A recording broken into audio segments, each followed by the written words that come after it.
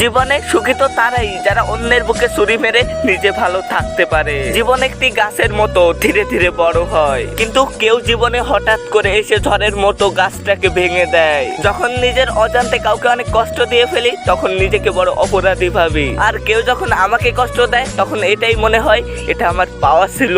এক সময় হাসি খুশি ছিলাম, আনন্দে ছিলাম, মাঝখানে কোনো এক কাল বৈশাখী ঝড় এসে আমার সমস্ত আনন্দ কেড়ে নিয়েছে। ভেবেছিলাম হাজারো কষ্টের মাঝখানে সুখটাকে খুঁজে নিব, কিন্তু কষ্টের মেঘগুলো এত কালো যে তার মাঝখান থেকে সুখের আলোটা খুঁজে পেলাম না। কাউকে মিস করা আর কারোর জন্য অপেক্ষা করা সত্যি খুব কষ্টের, যে করে সেই জানে। আজকাল কথা কমই বলতে খুব ভালো লাগে, কারণ আমি জানি কথা বোঝার মতো মানুষের সংখ্যা খুবই কম, কিন্তু আঘাত করা মানুষের সংখ্যা খুবই বেশি। আমার গল্প, যে যতই কষ্ট দিক শেষ পর্যন্ত ক্ষমা করে দেই, যে যতই ভুল করুক রেগে থেকে লাস্টে কষ্টটা পাই নিজে। একটু তো অভিমান করেই ফেলি, কিন্তু কাউকে বলি না, কাউকে খারাপ বলতে পারি না, আর বললেও একটু পরে মত পাল্টে ফেলি। আসলে আমরা কিছু অদ্ভুত মানুষের কাছ থেকে শত কষ্ট অবহেলা পাওয়ার পরেও শুধু তাদেরকেই ভালোবাসি। পেন্সিল দিয়ে আঁকা ছবিগুলো পছন্দ না হলে রাবার দিয়ে মুছে ফেলি, কিন্তু জীবনে আঁকা ছবিগুলো পছন্দ না হলে রাবার দিয়ে মোছা যায় না।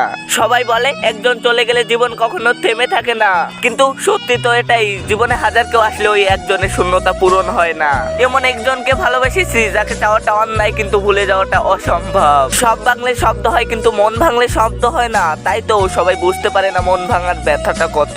নিজের চেয়ে বেশি কাউকে ভালোবাসলে দুচোখের জল ছাড়া আর কিছু পাওয়া যায় না উপহার হিসাবে। ছোট একটা ভুলের জন্য যে চিরদিনের জন্য ছেড়ে চলে যায়, তার আসলে পাশে থাকার যোগ্যতা ছিল না। কাউকে অতিরিক্ত ভালোবাসা বড় অপরাধ, তাই তো এই শাস্তি হলো শুধুই কষ্ট।